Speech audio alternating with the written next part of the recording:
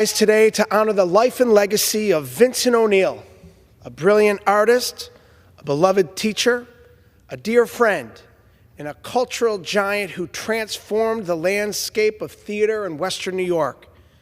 Born in Dublin, Ireland, Vincent carried a deep love for his Irish roots that he shared with Western New York and the world. Vincent trained at University College Dublin, Trinity College, and the Abbey Theatre School of Acting, and under the legendary Marcel Marceau in Paris as a mime. As a member of the prestigious Abbey Theatre Company, he toured the globe acting and directing. His one-man show, Joyicity, inspired by the works of James Joyce, earned international acclaim, and he was invited by both the President and Prime Minister of Ireland to perform the piece, a powerful testament to his talent. Vincent first came to Buffalo in 1985 with his brother Chris to perform Samuel Beckett's Waiting for Godot in a hotel dining room in Cheektowaga, instantly winning over local critics and audiences. That performance sparked something greater in Vincent, and in 1989, he returned to Buffalo permanently. Within a year, he co-founded the Irish Classical Theatre Company alongside his late brother Chris, Josephine Hogan, and Dr. James Ward. What began as a makeshift stage grew into one of Buffalo's most cherished institutions.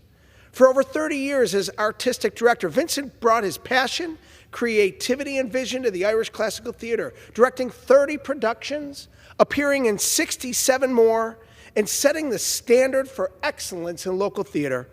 From the Andrews Theater to Shea's 710, Vincent proved that Buffalo's theater scene could rival any in the world. Waiting for Godot remained a through line in his life. It was the first show the Irish Classical Theatre staged in its new home, the play that reopened the theater after the COVID-19 pandemic, and it was also his final role on that stage. But Vincent was more than a performer. He was a mentor, a teacher, and a leader. At the University at Buffalo, where he served as chair and director of theater performance, he shaped generations of actors, instilling in them discipline, empathy, and a love for the craft. He collaborated with the Buffalo Philharmonic Orchestra, led Irish cultural celebrations, appeared in local films, and brought people together through art. Vincent's contributions were recognized by peers and community alike. He received Artie Awards for acting, directing, and lifetime achievement, along with honors like the Buffalo News Outstanding Citizen Award, Irish Echo Community Champion, Irishman of the Year. And just 3 years ago, he was honored with a permanent star in the Buffalo Theater District's Plaza of Stars.